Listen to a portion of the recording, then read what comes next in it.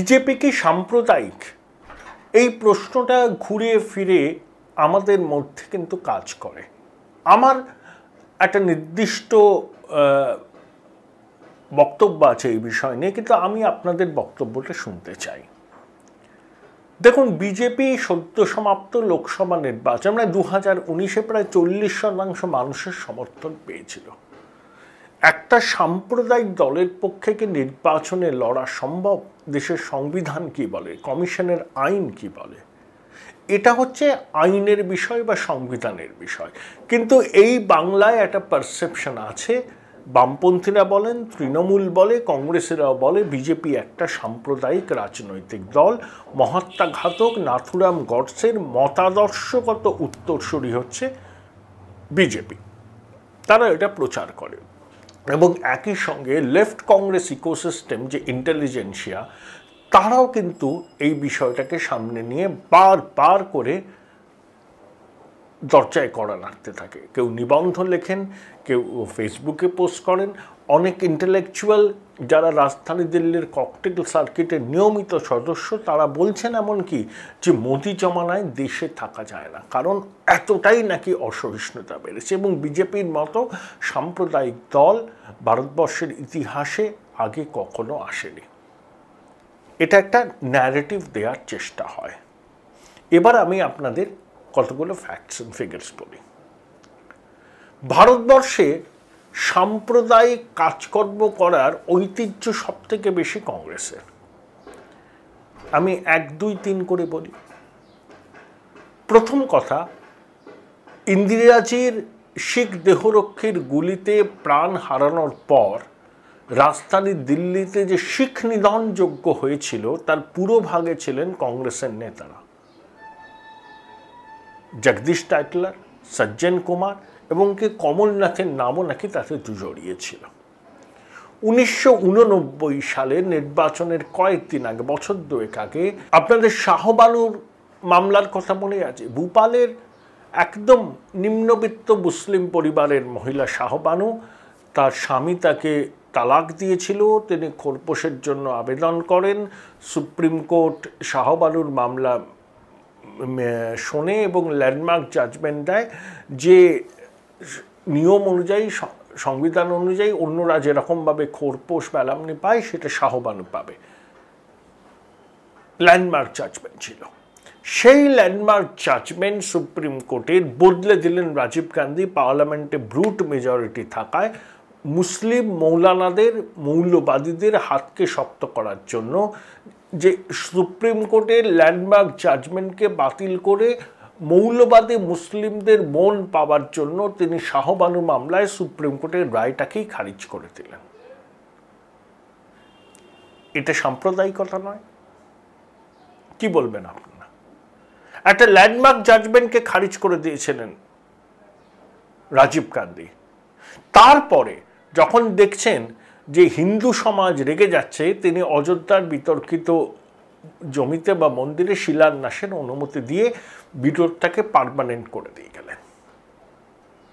কে সাম্প্রদায়িক? কংগ্রেস সাম্প্রদায়িকতার কার্ড খেলেনি অতীতে? কংগ্রেস আমলে দাঙ্গা হয়নি দেশ জুড়ে? মোদিজির আমলে যেমন 2002-এ গুজরাটে দাঙ্গা হয়েছে, কংগ্রেস জামানায় গুজরাটে আরো ভয়ঙ্কর দাঙ্গা হয়েছে। আজকে বলা হয় অসহিষ্ণুতা, সংবাদ মাধ্যমের স্বাধীনতা বিপন্ন। ভারতবর্ষে সংবিধানকে সব থেকে বেশি লাঞ্ছিত, পদদলিত করেছিল কংগ্রেস জরুরি অবস্থার সময়। সব বিরোধী দলের নেতাদের জেলবন্দি করেছিল। জয়প্রকাশ নারায়ণের মতো টাওয়ারিং পার্সোনালিটিকেও তারা ছাড়েনি। আমাদের এখানে বরুণ সেনগুপ্তের মতো সাংবাদিকও জেলবন্দি ছিলেন। তাই কংগ্রেসের মুখে সাম্প্রদায়িকতা, বিরোধী অবস্থান, ফ্রিডম অফ প্রেসের কথা যখন শুনি তখন খুব হাসি পায়। কংগ্রেস নিজের দোষে দুষ্ট। ইন্দিরা গান্ধী তার জমানায় 356 কতবার প্রয়োগ করেছিলেন? সম্ভবত 11 থেকে 13 বার। মুখ্যমন্ত্রীর চেয়ারকে মিউজিক্যাল চেয়ারে পরিণত করেছিলেন তিনি। কে স্বৈরতান্ত্রিক? সব ক্ষমতা নিজের হাতে কুক্ষিগত করেছিলেন। কে স্বৈরতান্ত্রিক? কে সংবিধানের মূলে কুঠারাঘাত করেছিল? কংগ্রেস করেনি।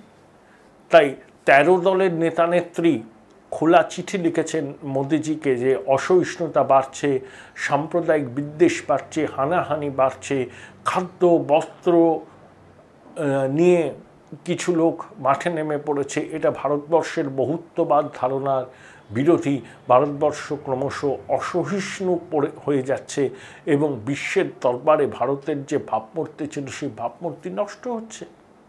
তারা চিঠি লিখেছেন। ইন্ডিয়ান এক্সপ্রেসে সোনিয়া গান্ধী প্রবন্ধ লিখেছেন, বলেছেন রবীন্দ্রনাথকে কোট করে, where mind is without fear, চিত্ত যেটা ভয়শূন্য, মুক্ত যেটা শির। খুব ভালো কথা, ইন্ট্রোস্পেক্ট করুন। কংগ্রেস অতীতে কি করেছে? একসময় বুদ্ধবাবু বারবার করে বলতেন এই রাজ্যে তৃণমূলের সবথেকে বড় অপরাধ কি, যে তারা বিজেপিকে এই রাজ্যে ডেকে এনেছে। জ্যোতিবাবু বলতেন বিজেপি অসভ্য বর্বরদের দল। তৃণমূল কিন্তু বিজেপির সঙ্গে ঘর করেছে। মমতাজি বাজপেয়ীজির জমানায় মন্ত্রী ছিলেন। আরএসএসের বই প্রকাশ অনুষ্ঠানে আরএসএসের ভূমিকাকে মুক্ত কণ্ঠে সমর্থন করেছিলেন তৃণমূল সুপ্রিমো মমতা ব্যানার্জি। আচ্ছা, বাজপেয়ীজির সময় বিজেপি অসাম্প্রদায়িক ছিল আর মোদিজির সময় বিজেপি সাম্প্রদায়িক হয়ে গেল? বাহ, চরম সুবিধাবাদী অবস্থান তো আপনাদের। বামপন্থীরাও অটলজি এবং বিপি সিং এর সঙ্গে হাতে হাত মিলিয়ে ব্রিগেড প্যারেড গ্রাউন্ডে শহীদ মিনারে সভা করেছিলেন। জ্যোতিবাবু, ভিপি সিং, বাজপেয়ীজি মঞ্চ তো শেয়ার করেছিলেন এই অসভ্য বর্বর দলের সর্বাধিনায়ক অটল বিহারী বাজপেয়ীর সঙ্গে। ও তখন বিজেপি সাম্প্রদায়িক ছিল না, এখন সাম্প্রদায়িক হয়ে গেছে। এটাই হচ্ছে সব থেকে বড় দ্বিচারিতা। ভারতবর্ষের যে 40% মানুষ ভারতীয় জনতা পার্টিকে ভোট দেয়, তাহলে তারাও সাম্প্রদায়িক? আপনি তাদেরকে অপমান করছেন। আরএসএস কথা বলা হয়, আরএসএস এর নীতিতে বিজেপি পরিচালিত। আরএসএস মার্গদর্শন দেয় বিজেপির। রাহুল গান্ধী লন্ডনে গিয়ে মুসলিম ব্রাদারহুডের সঙ্গে আরএসএস এর তুলনা করেছিলেন। সুন্নি এক্সট্রিমিস্ট মুসলিম ব্রাদারহুড, তাদের সঙ্গে সংক্ষেপে তুলনা করেছেন।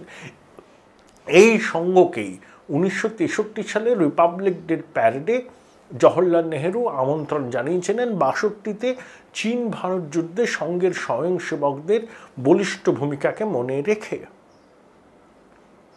যদিও অনেকে বলেন এটা সত্যি নয়।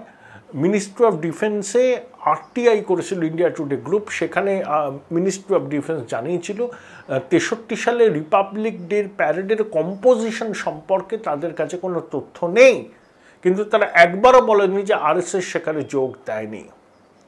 প্রবীণ আরএসএস নেতা একনাথ খারাডে নাকি ভদ্রলোকের নাম, তার আমন্ত্রণে বিবেকানন্দ রকের উদ্বোধনে যাননি ইন্দিরা গান্ধী।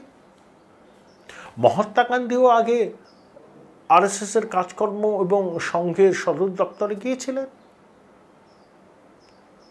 প্রণব মুখোপাধ্যায় তো গিয়েছিলেন, আজন্ম কংগ্রেসী প্রণববাবু গিয়েছিলেন সংঘের হেডকোয়ার্টার নাগপুরে। সেখানে তিনি যা বলেছিলেন সেটাও তো প্রণিধানযোগ্য। তাই আমি শুধু দাগিয়ে দিলাম, মুসলিম ব্রাদারহুডের সঙ্গে আরএসএস এর তুলনা করলাম। আরএসএস সম্পর্কে না জেনে অনেকে অনেক কথা বলেন। তারা অবশ্যই ইন্টিগ্রাল হিউম্যানিজমে বিশ্বাস করে, তারা অবশ্যই হিন্দুত্বের কথা বলে। নিজ ধর্মে স্থিতি, সনাতন ধর্মে প্রীতি আর পরধর্মে সম্প্রীতির কথা বলা অন্যায়? আমি পরধর্মের মানুষকে তো আক্রমণ করতে যাচ্ছি না। যে যে ঘটনাগুলো ঘটছে, গরুকে নিয়ে খুন, গোমাংস খাওয়া নিয়ে খুন, জেএনইউতে ক্যান্টিনে রামনবমীর দিন আমিষ খাওয়া হচ্ছে কেন এইটা নিয়ে তাণ্ডব, এগুলো বিচ্ছিন্ন ঘটনা, এগুলো সারা ভারতবর্ষের ঘটনা নয়। সারা ভারতবর্ষে কোথায় দাঙ্গা হচ্ছে? বিচ্ছিন্ন ঘটনা সব জায়গায় ঘটে। পশ্চিমবঙ্গে হয় না, রাজস্থানে হয়নি, কংগ্রেস সাহিত্য রাজস্থানে রামনবমীর মিছিলকে কেন্দ্র করে উত্তেজনা। তবে বিচ্ছিন্ন ঘটনাকে যদি বলি এটাই ভারতবর্ষের ছবি, আমি আন্তর্জাতিক স্তরে রানা আয়ুব নামক সাংবাদিকদের দ্বারা এটাকে প্রোপাগেট করি, এতে কি ভারত মাতার সম্মান খুব উজ্জ্বল হয়? ইতিহাস কি বলে? আমেরিকা ইমিগ্রেন্টসদের দেশ, সেখানে বহু লোক এসেছে, মিশে গেছে আমেরিকান কালচারের সঙ্গে। আমেরিকান কালচারটার মধ্যে ভিত্তিটা কি?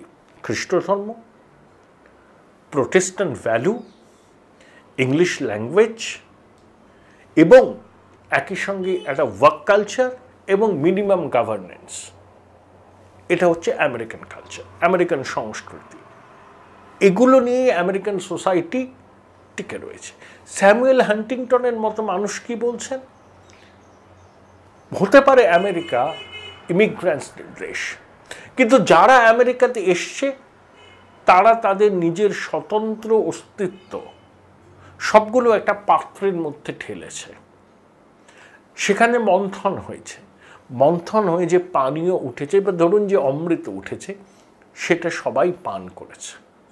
এটা গ্রেট আমেরিকান ড্রিম।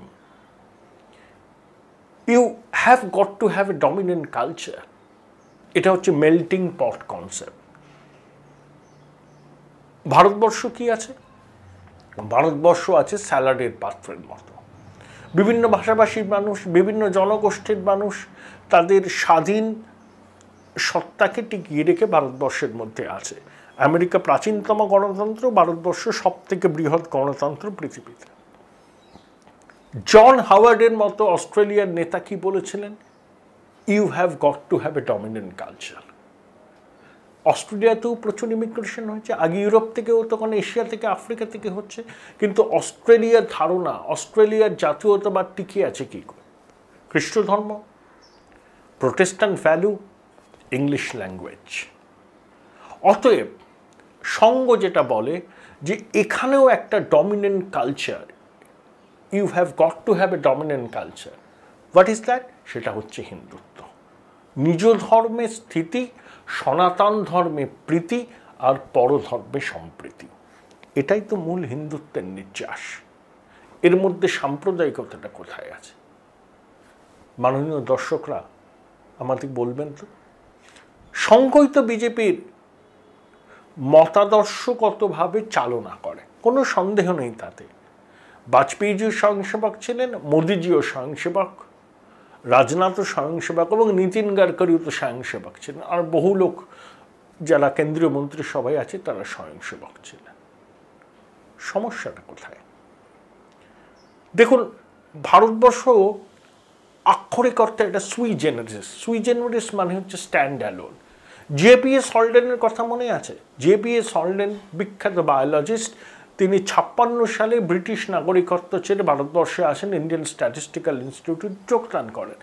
ভারতবর্ষকে ভালোবেসে ফেলেছিলেন হলডেন। ভারতীয়দের মতো পোশাক পরিচ্ছদ পরতেন, ভারতীয়দের মতো তিনি খাদ্যাভ্যাস তৈরি করেছিলেন। তিনি চমৎকার একটি উপমা ব্যবহার করেছিলেন, ভারত হচ্ছে ওয়ান্ডারফুল এক্সপেরিমেন্ট।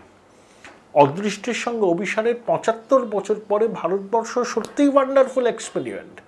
ভারতবর্ষে দারিদ্র্য আছে, কিন্তু ভারতবর্ষ কখনোই সাব সাহারান আফ্রিকার কান্ট্রিগুলোর মধ্যে হবে না।